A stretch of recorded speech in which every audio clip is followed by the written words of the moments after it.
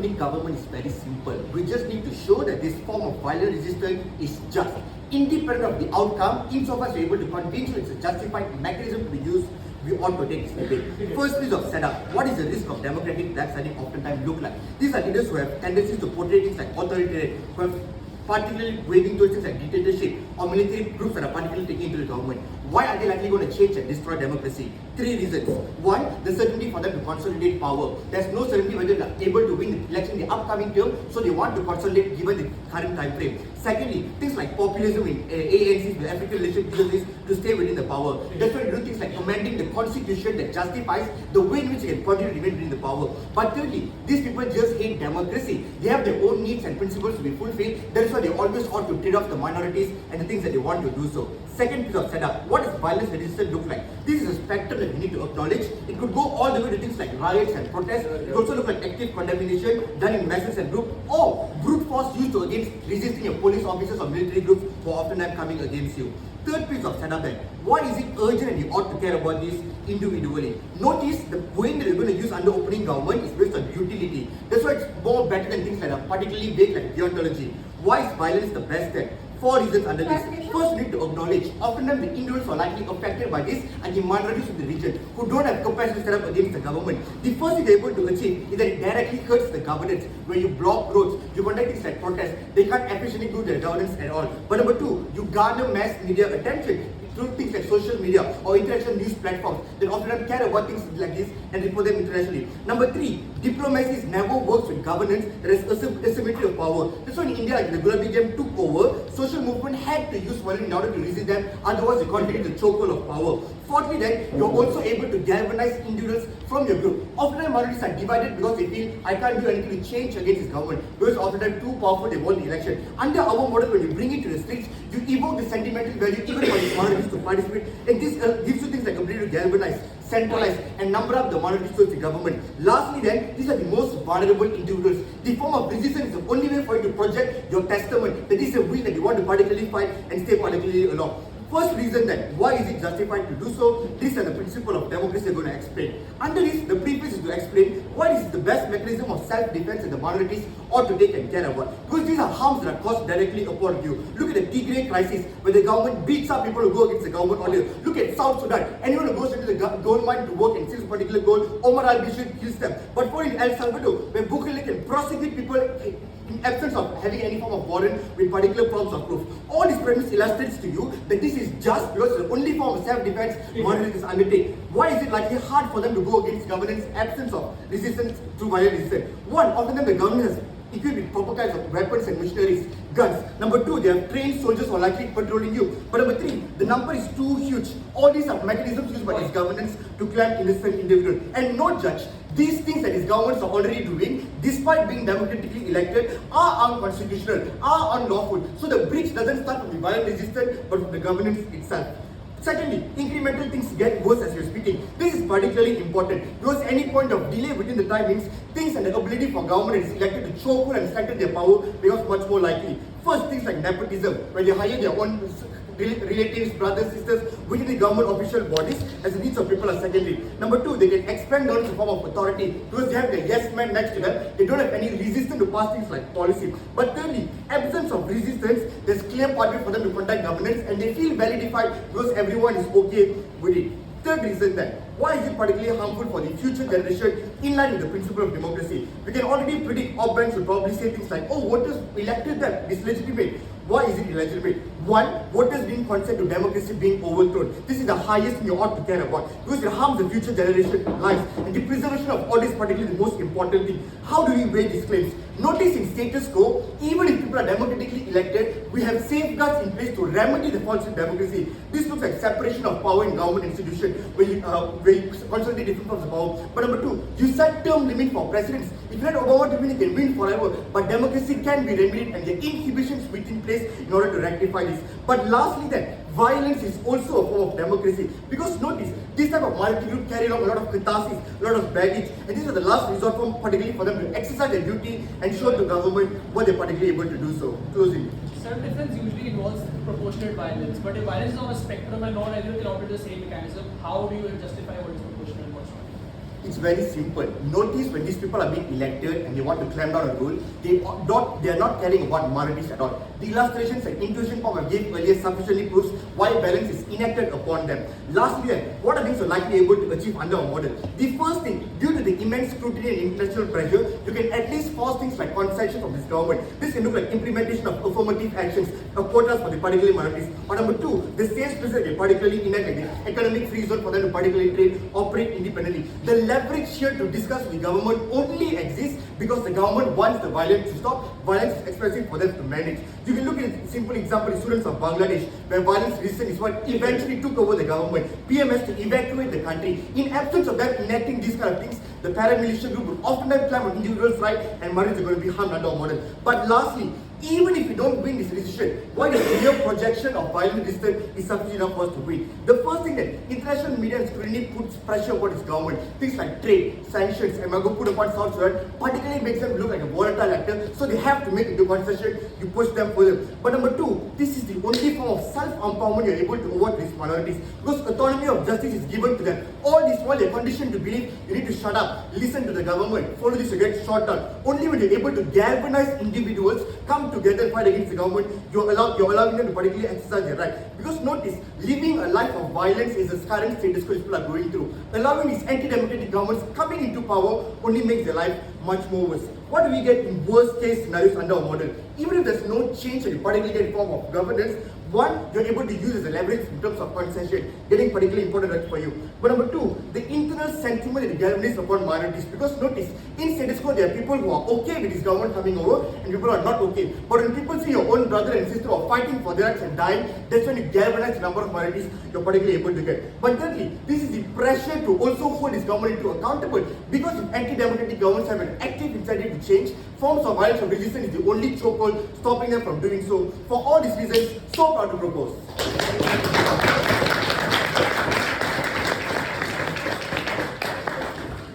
Great, and that's the give their speech, and I now welcome the Leader of Opposition.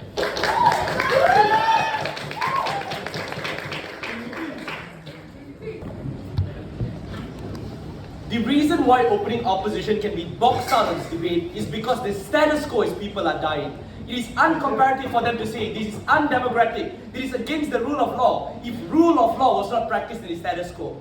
Two things I'm going to clear up before I go into my questions. The first, I want to take note of the context set up by opening opposition. This is super convenient, by the way. They said it could be like post-Trump. Like, I know US is an example, instead of the most undemocratic, autocratic places like Myanmar, like Turkey, like that doesn't make sense. Second, they said that US help is always exclusionary. They won't have investments in our world, but in their side it somehow is. I know why the mechanistic list applies quite conveniently across the board. And the last part, they said let's just have elections. Elections fail. Democratic integrity is not upheld in these spaces. I'm unclear why they can reach that magnitude if there's an asymmetry of power and the governments have a chokehold of the people. The second thing I want to take note of opening opposition's case is their counterfactual. They said they want, as mentioned, like post-Trump reinforcement. Again, that example is highly insulated from the context of the focal point of this debate, which is more broken democracies, more broken places where even military governments are in power. No, thank you. Secondly, there are mechanisms of positive reinforcement, like what happened in Philippines. Yeah, you can have that positive in reinforcement right after Bongbong Marcos silences everyone's dissent and continued the war on drugs and led to further violence and consolidation of power. Tell me why the positive reinformation works when the symmetry of power is such that they don't listen to minority views because it's easy to step you over. Tell me the pathway of change. No, thank you. And I'll tell you why these questions are far better in our world. The first question they want to answer is, how do we defend the standard? Closing opposition's POI is self-defense, very got technical. How do you make it very clear in this situation that is very blurred? First, the context is blurred. The line is not even blurred, it's opaque at this point. That we don't know what exactly is the correct methodology to do. Of course, we can't point out the specific provisions of law and say this is causation and therefore it's self-defense. Self-defense is a fair method in this particular circumstance because tried, tested and failed, these governments will not listen to them. That Maduro uses tanks to quash down protesters. That Erdogan, for example, clamps down on every single person that tries to voice out dissent. Explain what's the pathway of change by way of diplomacy because the opposite doesn't answer, which is why self-defense is an imperative mechanism. Because being resistant doesn't mean I'm actively starting that war. I'm just trying to hold back from the defense of the police officers, the military soldiers that are clamping down on my rights. Mere protection is something we have to recognize. That's why in vast majority of universal jurisdictions around the world, self-defense can even be enough of a defense to take away murder, which is a grave crime. This fits in very nicely with the context of gravity that we're talking about. Why did Rashrvin win you the debate? We explain why self-defense is an important mechanism when the line is blurred. Second, that violence is democratic. Our side also have coordinated approach of how the violence is going to go. How is it going to work? I don't know, just a meeting and say, our goal is to get the Prime Minister to step down and then after that we can stop. I don't know why it's just blurred out and chaotic as opening opposition contests.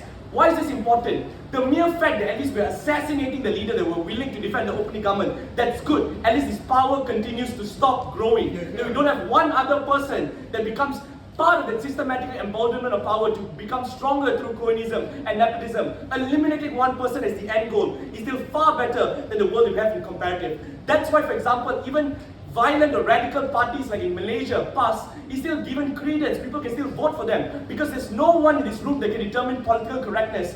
Even if you think that we're a liberal bias and progressivism is true school of thought, like trade protectionism can also be a legitimate policy that comes from the right. That's why no one in this room can determine political correctness. In places where our rights are not good, we can take in autonomy back to fight against the system. Third is not talking about utilitarianism. So there's a whole argument or deadlock here whether they are utilitarian or we are. I would argue they are deontological. Why? Because they're saying violence is never okay. Utilitarianism is then picking and choosing our battles and actually adjusting our code of morality, which is saying violence is okay in this circumstance where we've tried, tested and failed. That's why I agree, yeah, utilitarianism is great, we literally have utilitarianism. No thank you. Second, how do we actually regulate the standard? First, we can make it coordinated by having specific end goals, like the step down of the Prime Minister, for example. That's what happened in Bangladesh. Hasina stepped down, violence stopped. Second, it's easy to identify government flows. They have like the army, like TPLF integrate, they don't harm citizens because they can know the soldiers and how they dress. Third is that even though we're willing to defend burning the bridges like what opening opposition characterizes, Rashrvin already won you with catharsis. Second question, why do we actually have rebuilding and reconstruction post-violence? I'll explain why we have returned to normalcy, but before that, go for it here. It hasn't happened yet. It's anticipation. Why are you going to be able to have that self-defense when there is greater flexibility to go after you because it's anticipation? It's not that it doesn't happen yet. We already argued why insidiously there's been codified ways that use law to disenfranchise upon the minorities and the status quo that they actively clamp down minority views. Any point is dissent, they attack you back. Your diplomacy has not happened yet and that's why you have to prove. Let's talk about rebuilding and reconstruction. The importance of this argument is, I'll give you a likely framing why it won't just manifest into absolute chaos and bloodshed. 4 mechanisms under this argument. First is that we have a highest chance of removing the person or autocrat in power like Sheikh Hasina. Second is, United Nations and IMF can step in to broker elections. 3 things to note under this. First, often these institutions have learned from the past mistakes, like IMF have learned from collapse of African countries. United Nations also have learned from very, very horrific interventions like the Bosnian War, for example. Second, we have much more need for representation in 21st century. That's exactly why in the wake right now we see the most call-out referred in United Nations and United States in United Nations on the selective preferences model with regards to Israel. This is the greatest call-out and is likely to be representative. They can do things like holding elections. The third thing we can do is community building. I think this is important because people can be united in a process post-war, that they build shelters for each other, that they find food together. That's a far more uniting process where even though their homes were destroyed, at least right now they can try war criminals like they did in the Gakaka courts post-Rwanda genocide, and they can build communities together, get the wounds of tension of war, unite on the commonality, and that's why community building is far greater. And we also have available frameworks of law like subsidiary legislation that a new politician can use. All of these are ways that we can return to normalcy. 1, this is massively important because people are united with identity. Number 2, I don't know why in debate worlds we consider that every principal argument has to be packed or pragmatic. Bring Ashish Kumar back. Justifications are just on principle. We argued why this was fair and ethical. No team, I'll buff the next time I hear that is packed on pragmatics because this is independently moral to give catharsis to the very victims that for far too long have been disenfranchised by a war situation that took away minority rights. That is why there are 2 important frameworks we have to consider here. First, I'm giving you the pathway of change and tell you why it's return to normalcy, but even if we fail, they're accustomed. They're accustomed to war. They're accustomed to bloodshed. They're accustomed to violence. What is the marginal exchange going to be? The tipping point here is something I'll challenge opposition. At least on our side, the mere risk of having liberty, the mere possibility of freeing ourselves from the hells of this war is why we have to govern.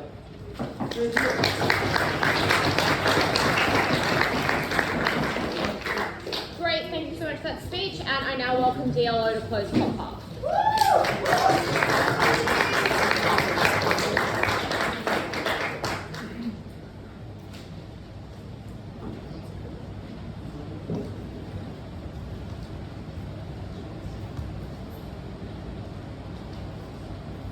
Revolutions may be waged in the name of future generations.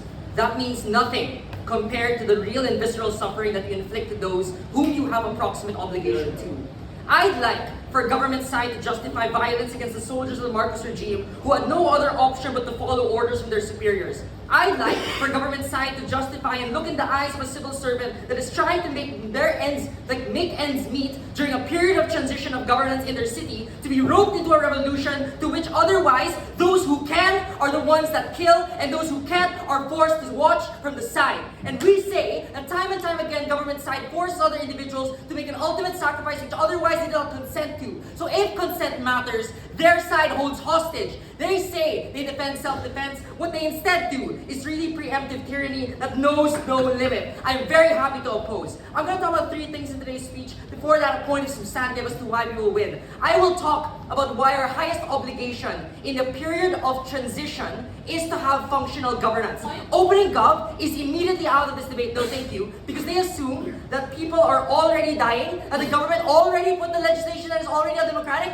and that this is already going to cause a lot of killing, and that now we can have self-defense. But this debate is about this happening in anticipation of democratic backsliding, even before the government is in power. So a better example is indeed if you elect a populist government that is going to propose Project 2025, which might have many, many risks of democratic backsliding in the future. Is it morally justified to be able to take over the Trump regime even before he's implemented Project 2025 and be able to implement all the policies according to this? We say it is not for a few reasons. The first reason is when there is a transfer of power, there is a period of uncertainty which requires mutual trust and empathy and a chance to govern together because it is marked by our need to be able to unify during a period of transition, because there are significant changes of employment within that government administration between individuals who have a political preference for the administration before and those for the next administration. Those are individuals that otherwise would have risked themselves in the consequence of a violent revolution in opposition because of macroeconomic volatility and investment that comes from external nations, which is a precondition for economic welfare and investment in the state for the government to be able to function in the future. Third, because different political parties have to restructure themselves and make compromises with the new administration,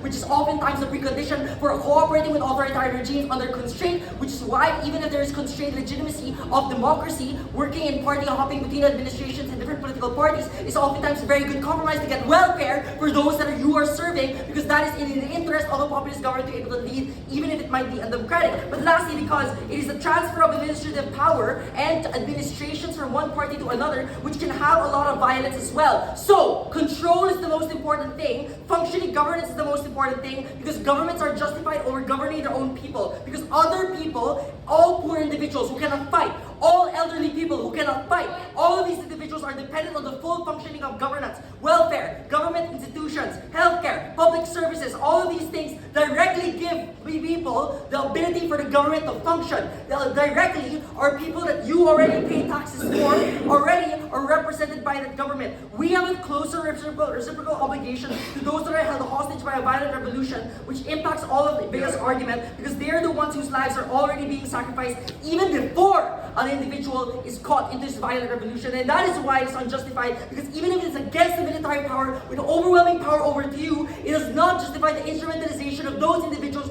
in the interim of this administration before people are harmed. That is why we win the debate. I'll take closing. If someone has a loaded gun to your head but has not yet shot it, is it justified if you fought back? So my answer is no, because we think that there are many ways in which, even in that instance, like, it's not just one gun being put onto you, it is an entire possible other individuals who are also caught in the crossfire in the consequence of you trying to defend yourself against this one person that is shooting. And that is the difference in this debate, because that's what violent revolution is. We characterize violence in the following ways. Number one, because violence is initiated by those who have power over others, those who have the capacity to be able to engage in violence, and that is why those individuals with more power over others otherwise instrumentalize those who are brought into the revolution, like those who are poor, who have no other option but to fight against the military regime. But also, violence also multiplies out of control over enforcing authorities. Even in our worst case, where military has overwhelming power over you, like a undemocratic government, we think that military has the interest to be able to protect the existence of that government, but also the full functioning of national security against external threats. So even if that government is oppressive, even if that military regime is oppressive, or it might be oppressive in the future, the most precondition, like the precondition for all of this,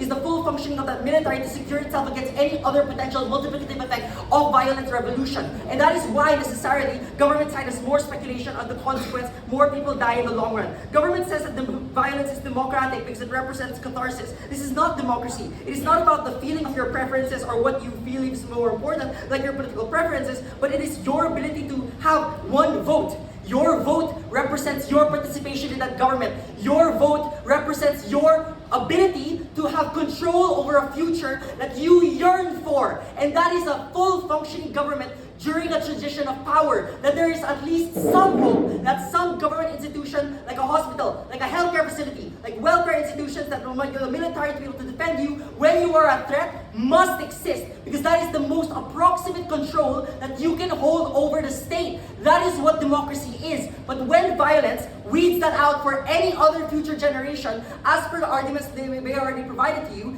even if it might have some alternative government, that alternative government still will be surveyed by any other election, and otherwise would have still deferred to our principle of being able to have a functioning government in the first place. And that is why we win this contention. I'll take the I'll take the POI first. The next issue then is, what are the circumstances in which anti-democratic leaders then win elections? Government's key assumption in this debate is that even if this election was legitimate, the anti-democratic leader amassed popular support in an unjust way. Popular support for leaders includes changes in government structure, which is a legitimate exercise of democracy, even if it means the uncoupling of that democracy itself, or some potential uncoupling of that democracy.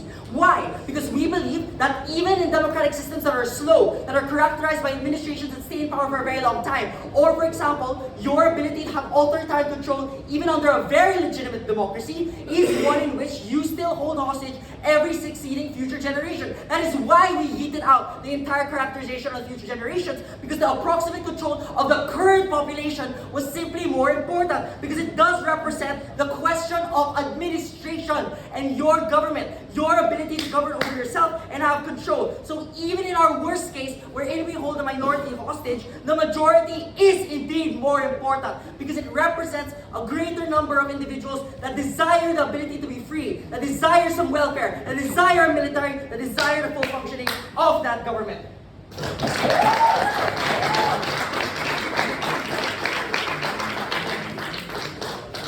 Thank you so much for that, Speaker. And to start back half, I welcome Gov Member.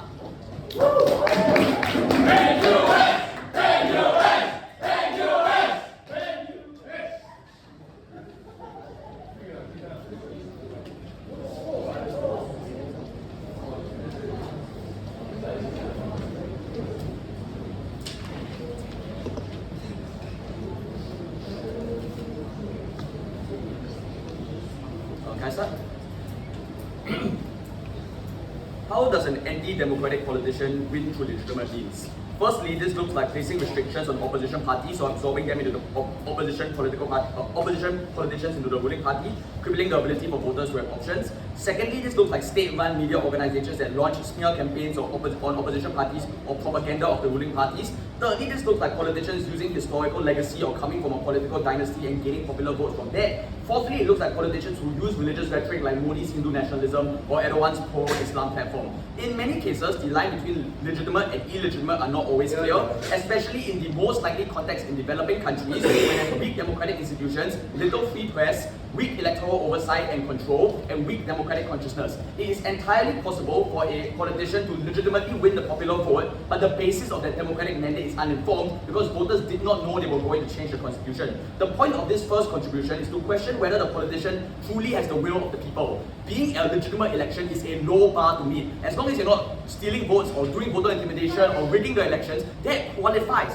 as a legitimate election. But a lot of the things that a politician does to gain an unfair advantage in a political election happens way before the campaigning periods in the consciousness of the people that live in society and therefore cannot be detected by electoral communities. And informed choice is crucial for any meaningful democratic decision. We explain that it's at best questionable, dealing with the core premise of opening opposition, that this politician is a product of working electoral systems. The context of developing countries are one with deeply flawed democratic consciousness, where there is a lot of information that causes these politicians to be elected, even though they are going to do things that are anti-democratic. I will now explain why violent resistance is a democratic accountability mechanism. Opening government says catharsis and future generations. Naomi and I will complete the argument. If the racial majority legitimately and fairly elects a racist and hateful government, that threatens the livelihood of the entire minority community. We think that violent resistance is noble. This is because democracy is inherently a game of numbers and the tyranny of the majority. Anti-democratic policies is a violation of the democratic pact for all citizens to coexist together.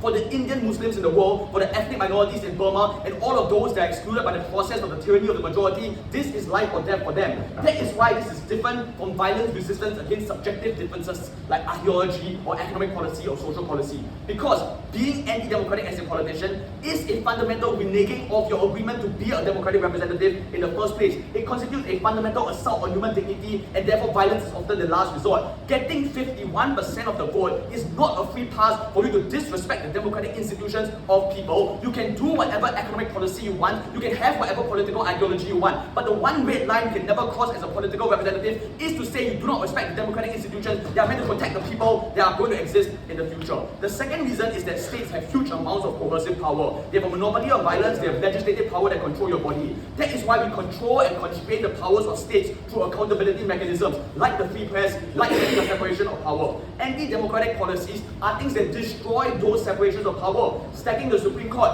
rigging electoral communities, restricting freedoms of speech, changing the constitution to extend presidential limits. Even if this election was fair, these measures mean that every single subsequent election in the future will be unfair, where the hope of democratic accountability is extinguished for future generations. So, if opening opposition's claim is about working within the system, that doesn't work, because the system is not going to exist in the next year unless we act now. Your strength as the opposition is the highest it will ever be, because if you wait until the anti-democratic politician rolls out their anti-democratic pressures, that's when they erode the basis of the opposition party and you'll not be able to consolidate in the future. That is the lesson history has taught us. Dictators do not emerge from nothing. They rise to the political system through fair and legitimate means and entrench and consolidate their power, and that's the price opening opposition pays for trusting the system and being empathetic, where they wake up one day to realize their rights have disappeared. The transfer of power is a crucial time window to prevent that harm from happening in the next 4 years. By then, you lose the option to vote the next election, because the dictator, by then, will have destroyed the integrity of the ballot box.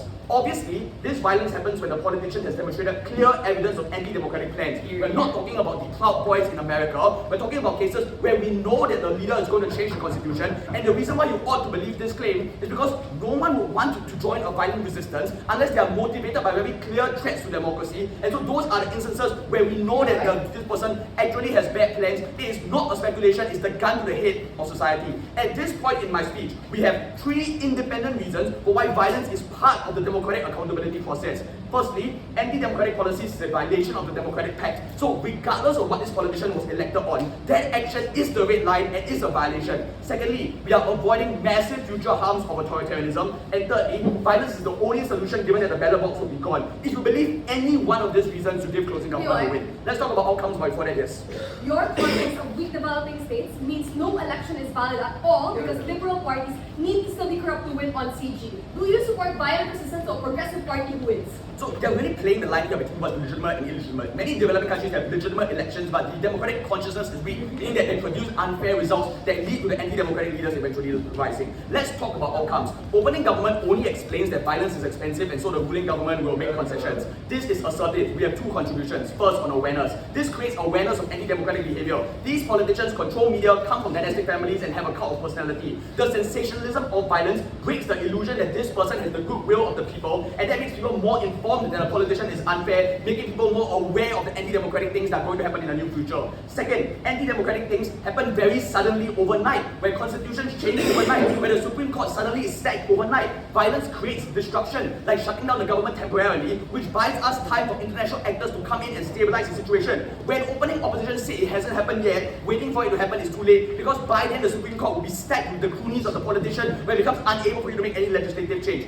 The response from opening opposition is that other people don't consent to violence. Behind the thunder and fury of opening opposition is a missing explanation for why violence will happen is the worst way possible. Why would it bring in all of these innocent people instead of it being targeted and planned violence, which is likely going to be the most effective? But on way, every person and every future person is hurt by a state that has backslided. Don't buy Deputy Leader of Opposition's argument about how it is better for the majority. In a democracy that has backslided, it is terrible for everyone, even the racial majority, because it prevents your democratic expression from being actualized. So it's not just trading off the minority for the majority. They got the counterfactual wrong. It's about hurting everybody in a democratic society that now has the inability to have a democratic expression. On scale, closing government is massively ahead because we prevent not only for future generations, but everyone who has to live in the next 4 years in an anti-democratic society. But lastly, will you tell the people from the Black Lives Matter movement to stop marching because the white men on Wall Street did not consent to their violence? On principle, closing government is massively ahead, because even if you believe that it's about the minority wanting to go against the majority's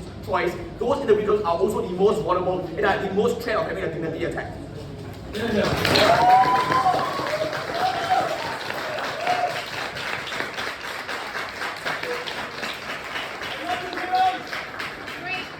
Thank you so much for that speech. I now welcome Alt Member.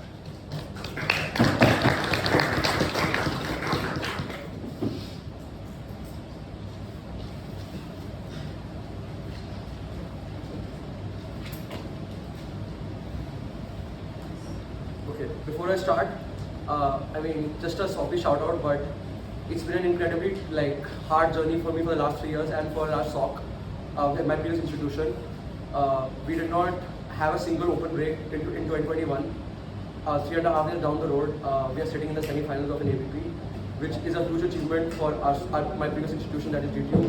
And the second big shout out is to, I don't know if people might watch this sometime later, but to everybody in India who aspires to do majors, I think you should do it because it's an incredible opportunity, and we hope that we have at least been a small contributor in that. And the final thing is big shout out to IGNOU DevSoc. That's Annika and Aditya making quarters, Sai and Manasika in the other room, hopefully trying to win. And I think Bahar also, but finally the biggest shout out to my teammate Angad for having teamed up with me. So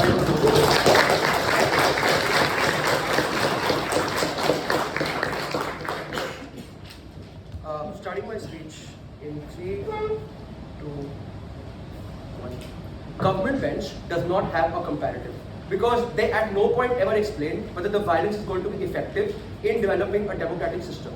Firstly, I would note that if it's the case that groups are violently protesting, then it's also the case that the same radical groups might end up turning up into a dictatorial regime, even if they fought, presumably because these people themselves know that the previous political opposition has been totally incapacitated because these people were thrown out of power. Which means that the biggest harm that governments want to portray on top might be the same harms that exist for dictatorship, which might prospectively happen as a consequence of violence. The second is that government never actually explains why democracy as a principle is good or is meaningful. Which is to say, I would not on the counter, presumably a lot of democratic principles goes against the idea of minority rights, because if it's about individual votes, majoritarian voting banks will always inevitably end up winning these races simply because they are more in number. If that is the case, then democracy is an even worse form of dictatorship, because in the garb of these people being democratic, they end up committing a bunch of undemocratic harms. This CG literally gives India's example, and that is the biggest example. In the name of being the biggest democracy, Modi is rampant in going ahead and cracking down on Muslims, and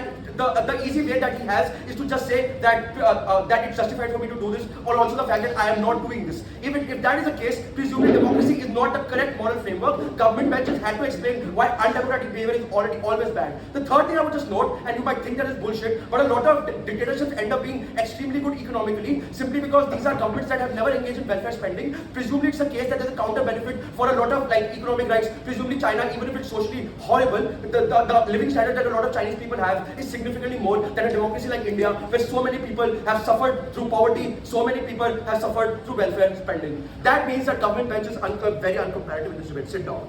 Okay, let's talk, where do we enter this debate? I would just note that the claim coming from opening opposition about the democratic principle is just incredibly uncomparative in this debate, because on both sides of the debate, presumably there's a threat for democracies to be overturned over a period of time, but also the fact that a democratic backsliding instance might anyways lead to the same harm of the democratic principle and the idea of choice that opening opposition talks about. That means that the impact they try to claim is just a significantly bigger impact. We are just going to simply enter the debate by explaining why violence in all its means is unjustified, but also the fact that it creates a permanent harm for future instances of violence, which is the worst thing in this debate.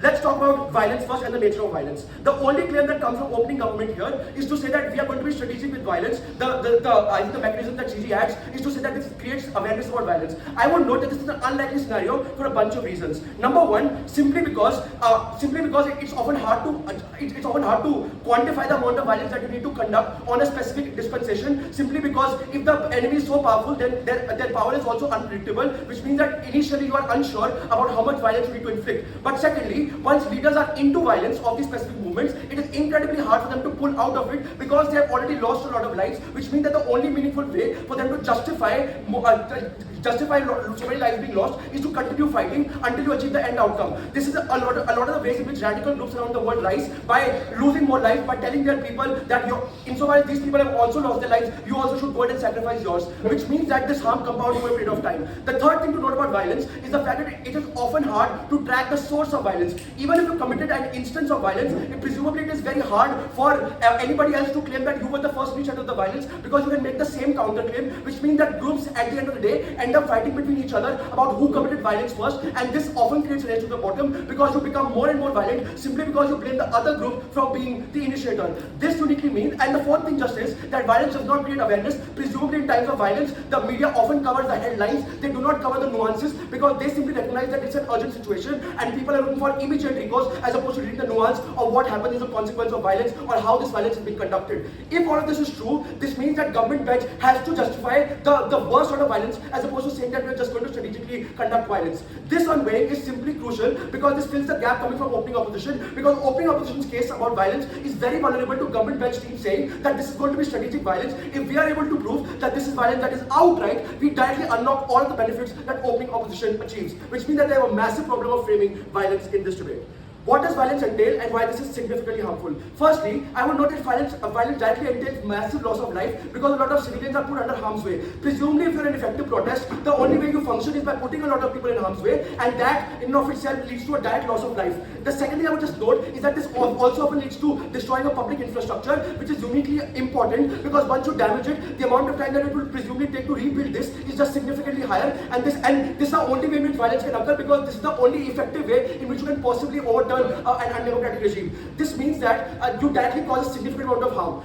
On weighing, let's just explain why this is a permanent harm, but before that I want some water. Please wait. 5 minutes. Water. Sorry.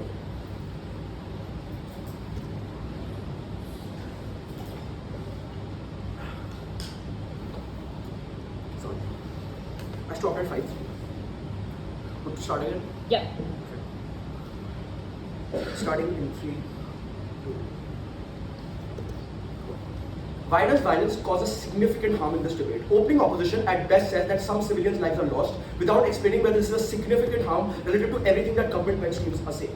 Let's explain why this instance of violence creates the chances of significantly more violence in the future, or the fact that it harms significantly a lot of people right now. Number one, narratives of remembrance. We think that in most instances, if an instance of violence has been committed, you as a survivor of the violence have seen that too many lives around you have been lost, which means that this trick often triggers negative emotions such as sadness, such as anger, such as hatred against the group that actively went ahead and killed people around you. This means that in most instances, you are vulnerable to triggers in the future. For example, if history books today talk about a specific ethnic conflict, or today if they talk about like a political opposition kicking you down, presumably you remember this over a period of time, so you would always want a one over this, but also the fact that there are strong intergenerational narratives that exist which pass down from the older generation to the younger generation. Before that, opening up.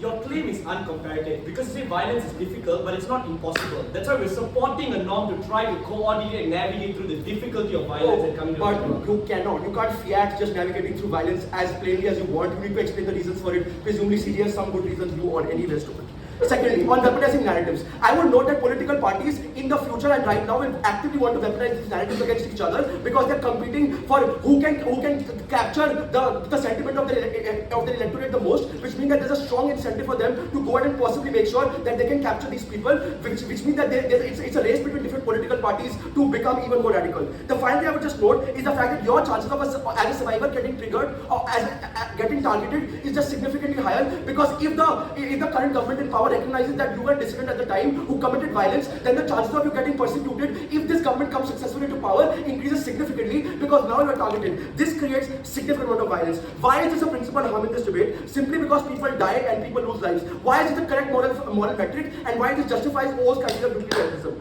Firstly, we think that life is the precursor to determined utility in society. The only way... Wait, I have 10 seconds. Yeah. Oh, Rohan just raised his hand, so... Pardon? Rohan just raised his hand, so I was confused. You have 10 seconds. Yeah, okay. 3, 2, 1. Life is a precursor to determining utility, and without life there is no notion of happiness, no notion of any moral framework. Secondly, we think that this is akin to murder because unconsensually killing someone is criminalized in most justice systems, and the fact that you're committing more violence on an individual is the most unjustified thing to do. The final thing I would just note is the fact that you're also putting unborn people in harm's way, which is a direct harm to the future generations. Proud to oppose. Great, thanks so much for that speaker for that speech, and I now welcome Gov Whip.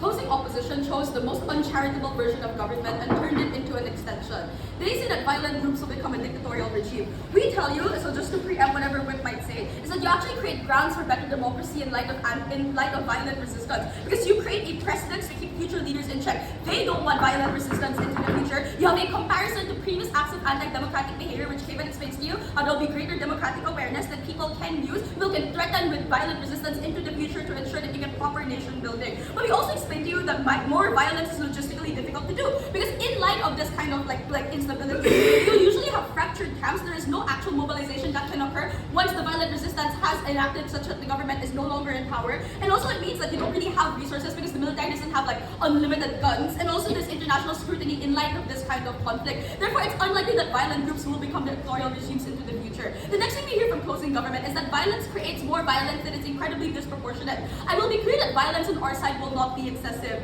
First of all, these are often part of the self-expression of individuals, and that is massive under the state. Therefore, any recourse you take against that is justified. The state literally controls your entire life, from where you are born to your exact rights, whether you can say something on the internet, whether you can say anything at all, the education you get, the lives you live, how much money you make, the food you put in your mouth. Therefore, any violence you take out against the state to your well-being and to your existence is something that is existentially justified. But secondly, this violence proportionality has to be comparative and weighed against their side of the house, because on their side of the house, you have to weigh against the massive political and military violence the state has a monopoly over. We think that the ceiling of harm by an individual with a gun is significantly lower than the state, who has literal control over the entire military of the country and can shoot black fire at citizens.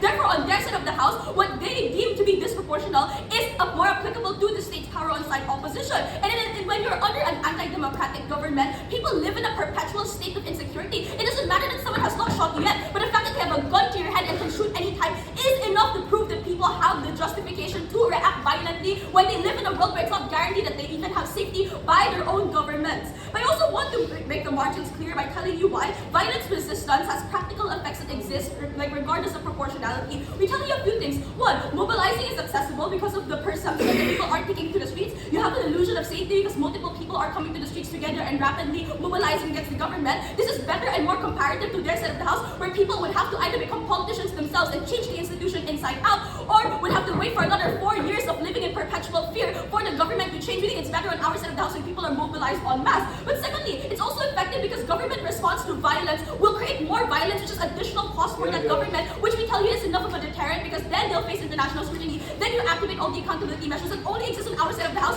when you justify violent resistance. But thirdly, we tell that the police and military is also not ready for violent resistance. The fact that the government is so confident to shooting civilians is because they don't expect civilians to shoot back. On our side of the house, if people are willing to take to the streets and fight back violently, that's when you're able to deter the government significantly to realize that this is not an effective political strategy, and they are then therefore forced to make the concessions that Cavan explains to you in the member speech. For these reasons, you're already beating closing government out. There's this weird claim on how dictators are good for the economy, like sure, but it's uncomparative to the extensive harms experienced by the vast majority of people in that democracy. Like your democratic expression is literally taken away if you have maybe like cheaper rice to eat. And also for minorities, the harm is disproportionate, so this is off clash. Moving on then to how we are better than opening government, this is where I position Cavan's extension and proves how we also beat opening opposition.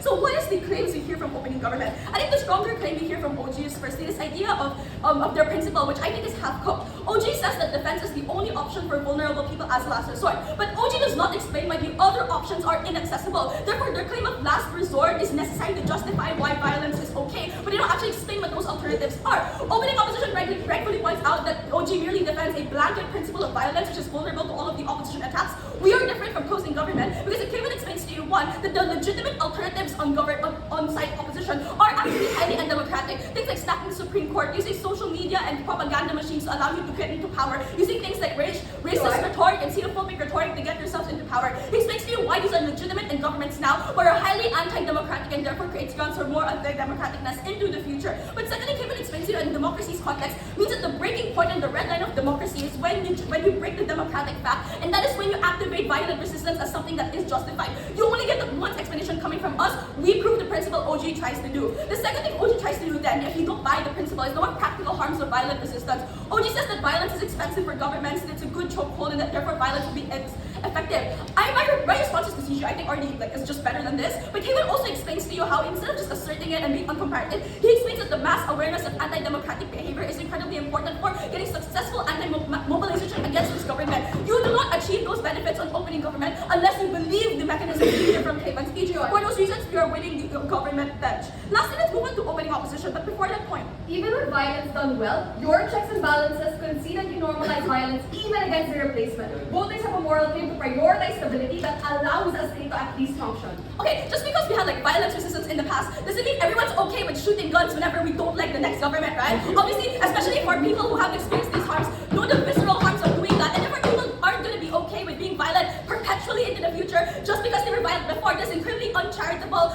unengaging perception of the government case. Moving on then to opening opposition. Opening opposition explains that you have to act nice and to listen to you, or else the incumbent will react with more violence if you are the opposition group. First of all, they don't engage with the fact that the alternatives on their side of the house do not work, which also creates utilitarian harm. So they're losing on their own metric. Cavan explains into detail on their side of the house, state institutions literally control your whole lives and remove your democratic expression. They have a monopoly over violence, which means that it's actually incredibly anti-democratic. But the second response here is to say that they only give to you a laundry list of possible harms of violent resistance, which are speculative harms at best. They have to weigh against the guaranteed harms of living under a government where you are in a perpetual state of fear because of their anti-democratic behavior. I want to be clear that when you talk about the international community, this isn't about the elections being illegitimate, because the motion does say it's legit. This is about the combination of the country being at risk of democratic backsliding and having an anti-democratic politician. This is a terrible combination to have, and that's why the nuance of Cavan's extension, where you have to act now for violent resistance in order for any change to work, is important. That is the extension you hear from Deputy, because they tell you that in this anticipation period, you need to have uncertainty, you need to have trust to unify everybody, which is needed for a functioning government. But the thing is, there's no neutrality in this context.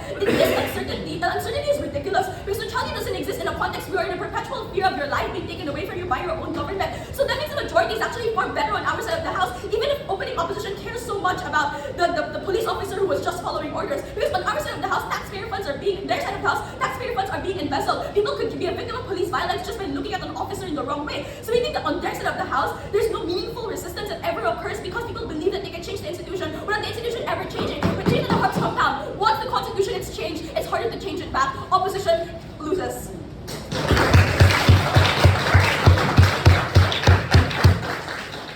Thank you so much for that speech. And to finish out the round, I welcome up with.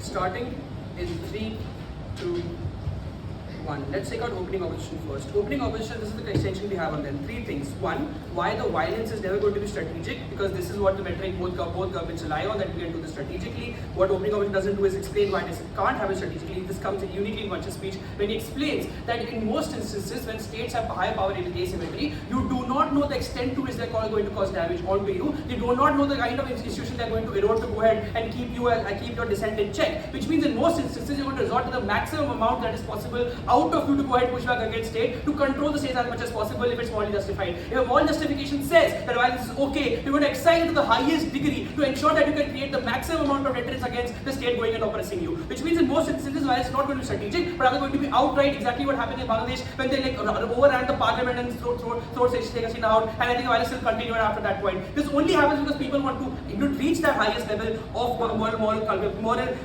justification at that point. Secondly, why violence creates future violence, and this is something that we usually are closing opposition. We explain that in most instances when you allow violence to happen, the problem is most people think that it is okay because morally justified. That means in any circumstance, when you know that you cannot go ahead and get what you deserve or what you really want, you can resort to violence as the first primary source of metric. The reason why this is no opening opposition is because we explain that in most instances when violence is the last resort as OG's own framing, I think when you justify it morally, you end up going ahead and ensuring that it becomes the first resort that people go for as opposed to it being the last resort. So people don't go for alternatives, even if those alternatives exist on our side of the house, and even if they're non-functional. I think the exercise of the alternatives ensure that democratic process is maintained. So you go to courts, even if those courts are stacked against you, you go and file PILs, you go and file cases, you go and start protesting on the streets, and at least ensure that you get international attention. I think those circumstances or those alternatives get locked out uniquely when violence becomes more justified if opening government is true. But thirdly, most importantly, I think our case is not premeditated on the idea of whether this motion happens like in the interim phase or transition or when like the backsliding has already occurred. Because opening government response to government is this, that the motion says that it's not completely happened. That means violence can't be like self-defense can't be like anticipatory, right?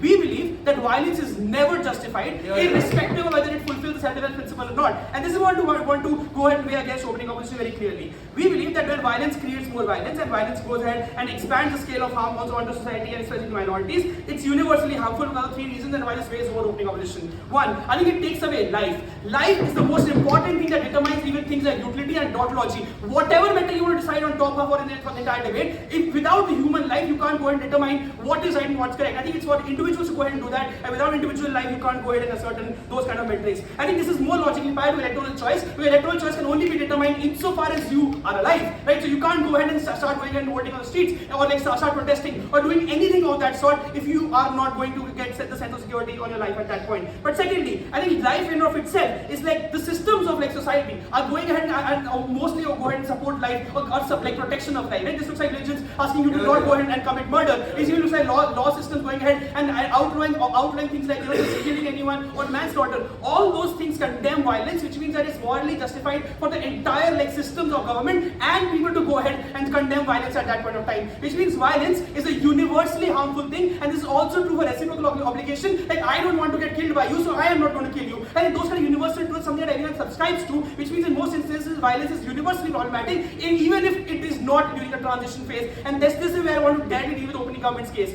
Opening government's case is that violence is justified if it's self-defense. I think there are 2 big problems with this. 1, I think in most instances it's contextual. This is what DPM says, right? That self-defense is contextual. If this is true, I think it's impossible to go ahead and determine who was the one who started the fire first, who was the one who kept the gun on the other person's head. Because in most instances, states have massive narrative control, power to control the narrative and shift the blame onto minorities because they started the violence in most instances, right? And secondly, I think even if you don't buy that particular mitigation, I think it's a self-perpetuating harm. Because it's impossible to gauge who was the first one, which means that when you go and start acting in self-defense, the other person also believes that they are innocent and they'll start acting in self-defense. Because our framing is true that you go and exercise violence in the highest degree, right? So you're not going to go and just attack like the Prime Minister generally, but you're going to attack everyone within that particular cabinet because you want to overthrow the entire system altogether. So when you start doing that, the other people also start acting in self-defense. So it's a self-perpetuating cycle of violence that now gets created, even if self-defense is the idea, because self-defense cannot be meaningfully gauged because the context itself is so blurry. This is what even CG goes and explains, which means self-defense as a principle cannot work. But other reasons why OG case on principle doesn't work. I think one, it depends on the idea of proportionality. I think they already concede themselves that it's impossible to understand what kind of violence is there, subjectivity in the way people opt into violence. So I'm not really sure how you can go and gauge proportionality or how much you have to harm people. This is where our case also unlocks because it goes and gives you like why violence extends to the maximum level, and there's a proportionality gets broken.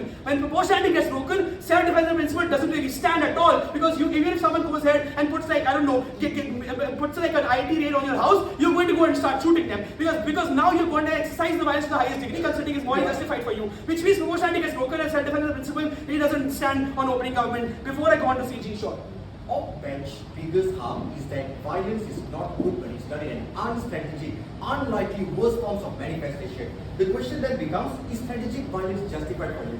No, it's still not. Like I explained, it's universally bad. You should not exercise in any circumstance, right? The reason is very simple. Even if you go ahead and you start to say that you're getting oppressed, I think the alternatives exist. Maybe the alternatives don't work, but this is where you just use the metric on whether democracy as a whole is something that is as a legitimate framework to justice debate on. I would posit people living in Dubai, which is not a democracy, live happier lives than people living in India, which is a functional democracy. The reason is simple, because democracy in of itself is not the most representative form, considering the way democracy has panned out in today's society. It doesn't go ahead and give people like the communist ideas or socialist ideas you want to subscribe to, which means democracy cannot be the way you go ahead and justice debate. And that's why even if strategic violence is something that opening up can win on, I don't think it's justified in any other circumstance. We take a higher burden than opening opposition to go and prove this. Let's talk about CG in the debate. CG says other alternatives are anti-democratic, that's why violence is the only democratic choice you have. But I would posit that this particular act of violence is anti-society. The reason why this is more important than anti-democratic stances is twofold. One, the scale of harm is just massive, because note you're going to go ahead and start killing people as opposed to anti-democratic choices which probably go ahead and like fuck over a few Supreme Court cases because the panel itself is biased. I think those things affect a smaller chunk of people, violence affects a large chunk of people, so obviously the anti-society element is just much more important. But secondly, I think the precedence that you create out of going ahead and doing anti-society things is much worse than creating anti-democratic things, because it's very simple, right? Human rights and things like murder become normalized and like torture becomes normalized. Those things go away as soon as you say that a human life does not have value. I think democracy in of itself is not a principle that can win you, like that is the most solid considering the way it has played out. But I think life in of itself is something that everyone subscribes to. It's universal, all systems approve of it, all humans approve of it, and that's why it is treated as the highest form of principle for all those humans.